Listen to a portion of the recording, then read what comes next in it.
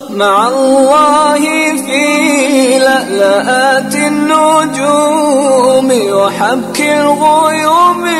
وضوء القمر. بسم اللہ الرحمن الرحیم. پشاور سے رخسار صاحب پوچھتے ہیں کہ جمعہ کی فرض نماز میں اگر ایک آدمی دیر سے آیا، اس کی 1 رکعت یا 2 رکعت جا چکی تھی، تو کیا اس کی نماز جمعہ ادا ہو جائے گی؟ رخسار صاحب، جمعہ کی نماز کے بارے میں بھی وہی طریقہ ہے جو عام نمازوں میں ہے. فتویٰ اسی بات پر ہے کہ اگر جمعہ کی نماز میں کوئی نمازی تاخیر سے آیا، اس کی 1 رکعت جا چکی یا 2 رکعتیں جا چکی ہیں، رکوع جا چکے ہیں، تو بھی اس کو نماز کا جمعہ کا ہی ثواب ملے گا اور اس کی جمعہ کی نماز ہی ہوگی، بشرطے کہ وہ سلام پھرنے کے بعد امام کے اپنی وہ 1 رکعت یا 2 رکعتیں جو جا چکی ہیں ان کو ادا کر لیں. اگرچہ اس میں ایک رائے پائی جاتی ہے کہ دوسری رکعت کا رکوع اگر چلا گیا تو نماز اس کو ظہر کی پڑھنی چاہیے، کچھ علماء کرام کی رائے ہے. لیکن فتویٰ اسی بات پر ہے ہمارے علماء کرام کے ہاں کہ جمعہ کی نماز میں اگر سلام پھرنے سے پہلے تک کوئی آدمی آ گیا ہے اور اس نے نماز کو جوائن کر لیا ہے، تو اب اس کی نماز جمعہ ہی کی شمار ہوگی اور وہ 2 رکعتیں اسی طرح پوری کرے گا جس طرح اور نمازوں میں گئی ہوئی نماز، چھوٹی ہوئی نمازوں کو پورا کیا جاتا ہے. اس کی وجہ بنیادی طور پر یہ ہے کہ حضور پاک صلی اللہ علیہ وسلم نے فرمایا ہے کہ انما جعل الامام لیؤتم بہ، امام کو تو اسی لیے امام بنایا گیا ہے کہ اس کو فالو کیا جائے، اس کی پیروی کی جائے. اب وہ جو جمعہ کی نماز پڑھ رہا ہے تو آپ ظہر کی نماز نہیں پڑھ سکتے، آپ کی نماز بھی جمعہ ہی کی ہوگی، چاہے آپ سے 1 رکعت گئی ہو، 2 رکعتیں گئی ہوں، یا بالکل دوسری رکعت میں آپ آخر میں پہنچے ہوں، تو بھی آپ گئی ہوئی چھوٹی ہوئی رکعتوں کو پورا کر لیں گے اور اس صورت میں آپ کو باقی نماز پوری کرنے کے بعد جمعہ ہی کا پروگرام ہوگا، آپ کی جمعہ ہی کی نماز سمجھی جائے گی. البتہ اگر آپ سے نماز پوری چلی گئی ہے، سلام پھر چکا ہے، تو اب آپ نے ظہر ہی کی نماز پڑھنی ہے، اب آپ نے جمعہ کی نماز نہیں پڑھنی، کیونکہ آپ امام کے پیچھے نہیں پڑھ رہے ہیں بلکہ علیحدہ پڑھ رہے ہیں. تو علیحدہ پڑھنے کی صورت میں آپ کو اس بات کا اہتمام کرنا ہوگا. یہ ایک اور سوال ہے جو مردان سے ابرار صاحب پوچھ رہے ہیں. کہتے ہیں کہ ظالمانہ ٹیکس سے بچنے کے لیے کیا ٹیکس چوری کی جا سکتی ہے؟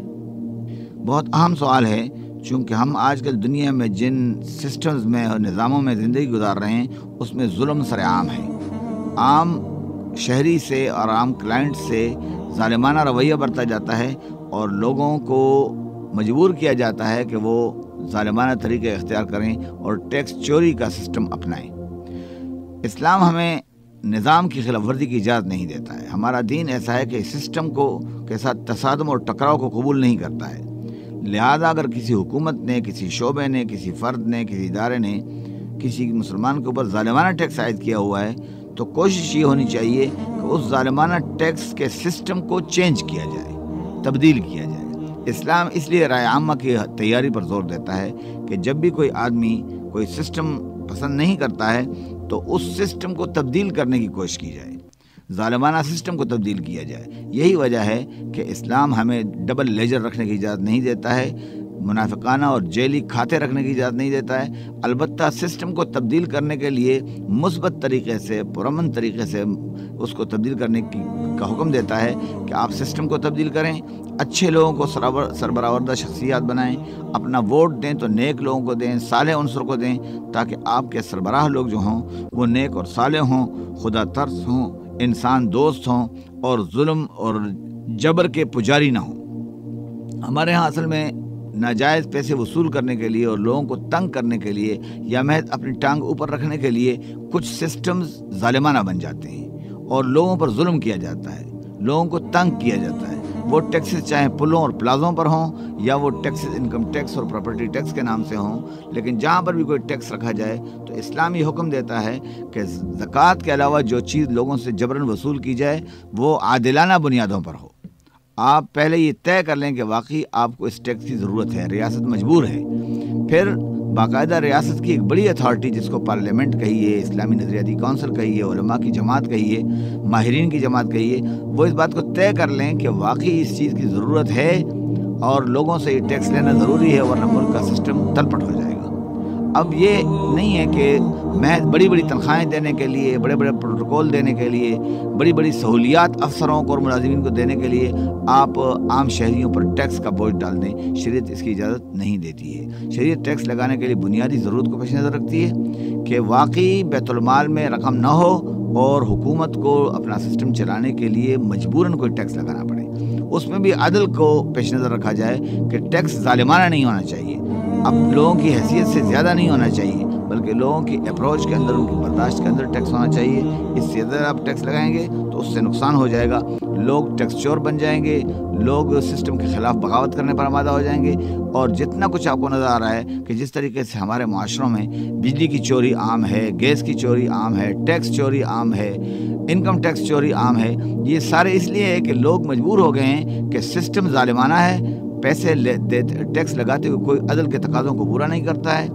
افسروں کی ناجائز ضروریات کو پورا کرنے کے لیے ان کو ناجائز مراعات اور فیسلٹیز دینے کے لیے ٹیکس لگائے جاتے ہیں، اور پھر لوگ ٹیکس دینے سے پہلو تہی کرتے ہیں، ٹیکس چوری کرتے ہیں، نتیجے میں سسٹم بھی ڈسٹرب ہوتا ہے اور لوگوں کے اندر خیانت کی عادتیں پروان چڑھتی ہیں۔ لہذا اسلام جو عدل کا دین ہے، انصاف کا دین ہے، وہ ہمیں اس بات کی اجازت تو نہیں دیتا ہے کہ ہم سسٹم سے ٹکرا جائیں، سسٹم کی مخالفت کریں،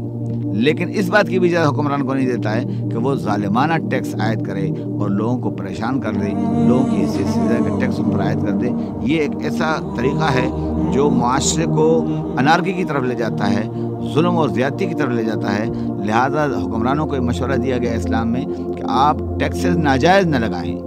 لوگوں کی حیثیت اور برداشت سے اوپر کے ٹیکسز نہ لگائیں اور بلا ضرورت ٹیکس نہ عائد کریں، عدل کے اور انصاف کے تقاضے پورے کر کے ٹیکس لگائیں۔ عوام کو مشورہ دیا جاتا ہے کہ حکومت سے، نظام سے ٹکرانے کی کوشش نہ کریں، اگر حکومت آپ کے ساتھ ظلم کرتی ہے تو ظلم کے نظام کو تبدیل کرنے کی کوشش کریں،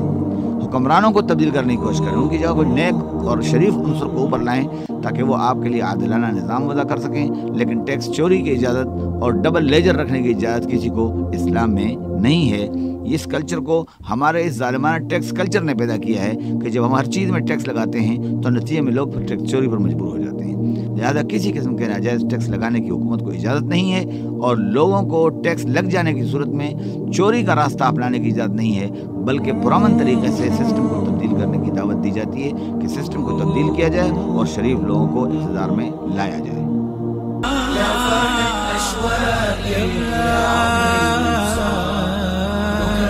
سأل